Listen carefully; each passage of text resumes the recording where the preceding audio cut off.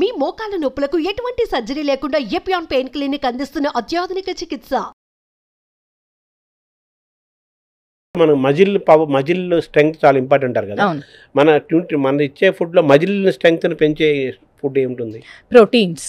అందుకే అందరూ కూడా వర్కౌట్ చేసేవాళ్ళు ప్రోటీన్ దాని వెనకాల పడతారు. ఎందుకంటే వర్కౌట్ చేస్తే డెఫినెట్లీ మజిల్ స్ట్రెంగ్త్ అనేది పెరుగుతుంది. దాంతోపాటు ఆహారం నుంచి హెల్తీ ప్రోటీన్స్ అనేది మనం తీసుకురావాలి. చికెన్, ఫిష్ కానీ, కోడిగుడ్డు కానీ, పప్పు, వెజిటేరియన్స్ అయితే శనగలు, బొబ్బర్లు, పెసలు, ఎనీథింగ్, ఎనీ ఫామ్. రోజు ఓన్లీ పెసలే తింటూ ఉండలేం కదా. బొబ్బర్లు ఒకరోజు పెసలు, ఒకరోజు శనగలు. బొబ్బర్లు అంటే అలసందలు అలాంటివి తీసుకుని ఉంటే మనకి ప్రోటీన్స్ వస్తాయి. Lot of other vitamins, minerals అన్నీ కూడా దాంతో పాటు వస్తాయి అన్నమాట. ఇప్పుడే ఉడకబెట్టిన తింటున్నారు, ఒకప్పుడు గుగ్గిళ్ళు అనేవాళ్ళు. అది హెల్త్, అది బాగా డెఫినెట్లీ ఉడకబెట్టి మనము సాయంత్రం స్నాక్స్ లాగా కూడా మనం తీసుకోవచ్చు. అలాగే వ్యాయామము, యోగా లాంటివి, ఫిజికల్ ఎక్సర్సైజ్, స్లీప్, ఇవి కూడా ఇట్ పార్ట్ ఆఫ్ న్యూట్రిషన్ కింద డెఫినెట్లీ మన బాడీని స్ట్రక్చర్ని తయారు చేయడంలో ఇన్నర్ అండ్ ఎక్స్టర్నల్ కింద చెప్పుకోవాలి కదా. అంతే, అవును. అక్కడ బ్యాలెన్స్ మనం కోల్పోతున్నాం కదా. యాక్చువల్గా బ్యాలెన్స్ మెయింటైన్ చేయట్లేదు కదా. అంతే, అవును. ఈవెన్ వాటర్ మీరు చూస్తారు, చాలామంది ఒక 1 లీటర్ వాటరే తీసుకుంటున్నాను నేను అంటారు. నాకు వెయిట్ లాస్ అవ్వట్లేదు అంటారు. ఎప్పుడైతే మనం సింపుల్గా ఈ వాటర్ కరెక్ట్ చేసినా కూడా వాళ్ళకి చేంజెస్ అనేది స్టార్ట్ అయిపోతాయి. సో అందుకనే ఇప్పుడు వెయిట్ లాస్ విషయానికి వచ్చినప్పుడు మనము ఇదొక్కటే అని చెప్పలేము, అన్నీ చూడాలి.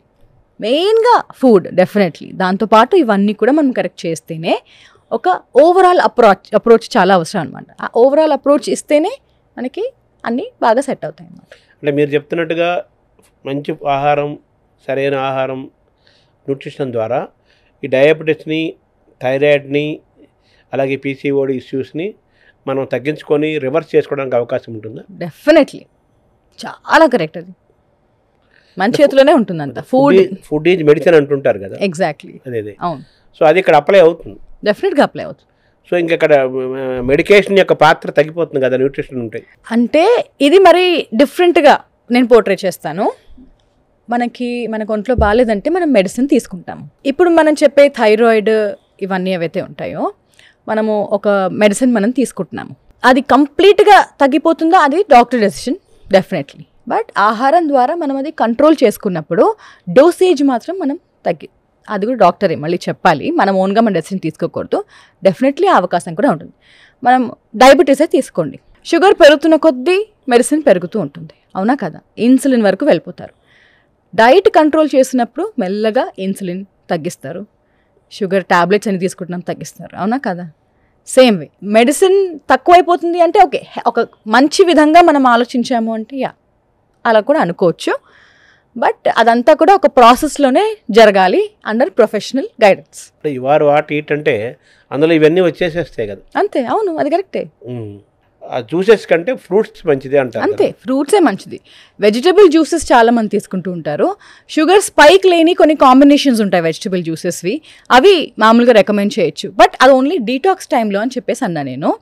ఎప్పుడైనా సరే కావాలి ఇలా డీటాక్స్ కొంచెం అవుతుంది కదా, ఇలా క్యారెట్ జ్యూస్ లాంటివి, బీట్రూట్ జ్యూస్ లాంటివి తీసుకుంటున్నాను, నాకు షుగర్ స్పైక్ అలాంటిది ఏం లేదు అనుకుంటే మాత్రం డెఫినెట్లీ అలాంటివి మేము ఇంక్లూడ్ చేస్తాము.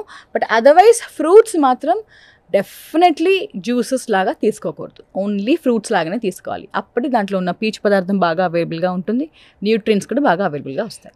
స్కిన్ యూత్ఫుల్గా ఉండాలంటే, ఎప్పటికీ యవ్వనం ఉండాలంటే, స్కిన్లో ఆ లేతదనం ఉండాలి అంటే ఆయిల్స్ చాలా మంచిది అంటారు, అందులో నెయ్యి చాలా మంచిది అంటారు. బట్ నెయ్యి విషయం వచ్చేసరికి మళ్ళీ దాని బోర్డులు చర్చ, హార్ట్ ప్రాబ్లమ్స్ వస్తాయని ఇవన్నీ ఇంకో పక్క జరుగుతుంది కదా. మీరు ఏం సజెస్ట్ చేస్తారు, దీన్ని ఎలా చూడాలి? స్కిన్ హెల్త్కి మనకి సపరేట్గా కొన్ని న్యూట్రియన్స్ ఉంటాయి. అంటే ఏంటంటే vitamin A, omega 3 fatty acids, అంటే హెల్దీ ఫ్యాట్స్ ఏవైతే ఉంటాయో అవి, యాంటీ ఆక్సిడెంట్స్ అంటే ఫ్రెష్ ఫ్రూట్స్, ఫ్రెష్ వెజిటబుల్స్, ఇవన్నీ కూడా ఇంక్లూజన్ ఉంటాయన్నమాట. సో ఇవన్నీ కరెక్ట్గా తీసుకున్నాము అంటే మన స్కిన్ హెల్త్ చాలా మంచిది. ఇంకా మెయిన్గా వైటమిన్ సి. సో ఇలా మనం ప్లాన్ చేసుకుంటే స్కిన్ హెల్త్కి మంచిది. మనం భారతీయులము, ముఖ్యంగా తెలుగు వాళ్ళం కదా. సో మనకు సగటున ఒక యావరేజ్ తెలుగువాడు మార్నింగ్ నుంచి నైట్ వరకు ఎటువంటి ఆహారం తీసుకుంటే, ఏం తింటే మనిషి వాడు మెటబాలిక్ గాను, అలాగే ఎక్స్టర్నల్గా అపీరెన్స్ కానీ, వాడి బాడీ కండిషన్ కానీ కాన్స్టిట్యూషన్ కానీ అన్నీ పర్ఫెక్ట్గా ఉండాలంటే మీరు ఏం సజెస్ట్ చేస్తారు ఒక as a nutritionist? What is your chart for an average Indian Telugu person? అంటే చార్ట్ అనేది కాకుండా మీరు తినే ప్రతి మీల్లో మీరు చూసుకోవాల్సింది ఏంటి అంటే, ఇప్పుడు మనకి మెయిన్ కార్బ్స్ ఉంటాయి. అంటే బ్రేక్ఫాస్ట్ అయినా డిన్నర్ అయినా లంచ్ అయినా రైసో ఇడ్లీయో దోసో ఏదైతే ఉంటుందో ఎంత క్వాంటిటీ తీసుకుంటున్నామో ఈక్వలెంట్గా మనం ప్రోటీన్ తీసుకోవాలి, దానికి డబుల్ మనం వెజిటబుల్స్ తీసుకోవాలి. అలా మీరు మెయింటైన్ చేశారు అంటే అసలు మీకు ఇంకా ప్రాబ్లమే ఉండదన్నమాట. మధ్య మధ్యలో ఎలాగో స్నాక్ ఆప్షన్స్ ఉంటాయి, ఇంకా అవి మనం కొంచెం కొంచెంగా టీ కాఫీ స్నాక్స్ లాంటివి ఫ్రూట్ లాంటివి నట్స్ లాంటివి తీసుకుంటూ ఉండొచ్చు. డీప్ ఫ్రైడ్ లాంటివి వారానికి ఒకసారి అలా ప్లాన్ చేసుకుంటూ, బయట తినాలన్నా కూడా హైజీనిక్ ప్లేసెస్లో మనం ఎలాంటి ఫుడ్ ప్రిఫర్ చేస్తున్నాము అది కూడా ప్లాన్ చేసుకుని హెల్దీగా తీసుకున్నారు అంటే మనకి ఇంకా అసలు ప్రాబ్లం లేదు.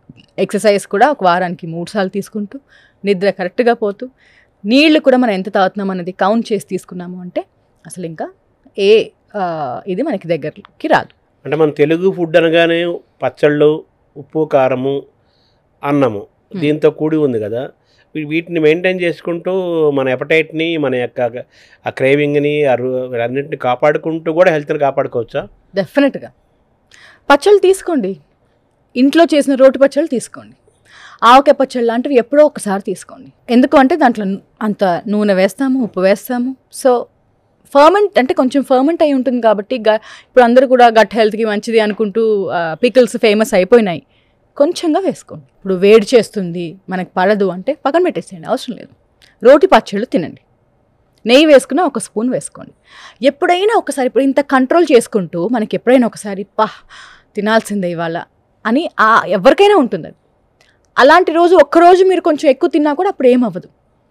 అదే మీరు రోజు అలా ఎక్కువగా తీసుకుని బాడీకి లోడ్, బాడీ అంతా స్టోరేజ్ అయిపోతుంది ఆ ఫ్యాట్ అంతా కూడా. సో అలా కాకుండా మెల్లమెల్లగా ఎప్పుడైనా ఒక రోజు అలా డీప్ ఫ్రైడ్ అలాంటివి తీసుకున్నా పర్వాలేదు అన్నమాట. అందరూ స్లిమ్గా కనిపించాలి, వాళ్ళ వయసు కంటే తక్కువ కనిపించాలి, యాంటీ ఏజింగ్, వీటన్నిటికీ వెయిట్ లాస్ ఇవన్నీ లింక్ ఉన్నాయి కదా, ఇవి తగ్గాలి ఇవన్నీ అంటుంటారు కదా. దీనికి ఏంటి మీరు సూచించే బెస్ట్ ఫుడ్? అదే అండి, కరెక్ట్ బ్యాలెన్స్ అనేది ఉండాలండి. రైస్ ఈటింగ్ అనేది ఎక్కువ అయిపోతుంది ఇప్పుడు. అందుకనే రైస్ మనకి లో గ్లైసమిక్ ఇండెక్స్ రైస్ అని వస్తుంది, రెడ్ రైస్ ఉంది, బ్రౌన్ రైస్ ఉంది. వీటికి అలవాటు పడాలి. లేదు నేను వైట్ రైస్ లేకపోతే నా వల్ల అవ్వదనుకుంటే ఇంకా మనం ఏం చేయలేము. మీరు అది స్టార్ట్ చేయండి, ఆ ఒక్క చేంజ్ అనేది తీసుకురండి. మీకు ఎంత చేంజ్ వస్తుందో మీకు అంటే ఒక నెల పాటు మీరు అది ఫాలో అవ్వండి. ఆ వైట్ రైస్ కాకుండా మీకు గట్ హెల్త్ ఇష్యూ ఉంటే మాత్రం డిఫరెంట్ ఆప్షన్స్ ఉంటాయి. ఒక ఏదైనా హెల్త్ ప్రాబ్లమ్స్ ఉన్నాయంటే definitely you can come back to me, నేను చెప్తాను మీకు. బట్ అదర్వైజ్ ఈ చేంజ్ ఒకటి తీసుకురండి. రైస్ ఇంతనే పెట్టుకుని దాంతోపాటు ఇంత ప్రోటీన్స్ తీసుకోండి. అది పప్పు కానీ, చోలే, రాజ్మా, లేకపోతే శనగల కూర, అది మామూలుగా సోయా కూర కానీ, చికెన్ కానీ, ఇలాంటి ఫిష్ కానీ, నూనె తక్కువ వేసుకుని పులుసులాగా చేసుకుని అలాంటివి తీసుకోండి, పర్వాలేదు. రోటి పచ్చడి వేసుకోండి కంపల్సరీ. రోటి పచ్చడి కూడా మనం పచ్చగానే తింటాం, ఎక్కువ డీప్ ఫ్రై ఏమీ ఉండదు. నూనెతో మళ్ళీ పోపులో మళ్ళీ నూనె వేసి అదంతా అవసరం లేకుండా సింపుల్. మళ్ళీ అన్నం పెట్టుకుని మళ్ళీ ఆ కూర చేయడానికి అలా చేస్తూ ఉంటాం. లేదు, ఇంతనే రైస్ ఉండాలి, దీంతో పాటు కూర తినండి, దీంతో పాటు పప్పు తినండి. దాంట్లో కావాలంటే ఆ మసాలా తగ్గించామనుకోండి, మనం ఉత్త కూర కూడా మనం తినచ్చు.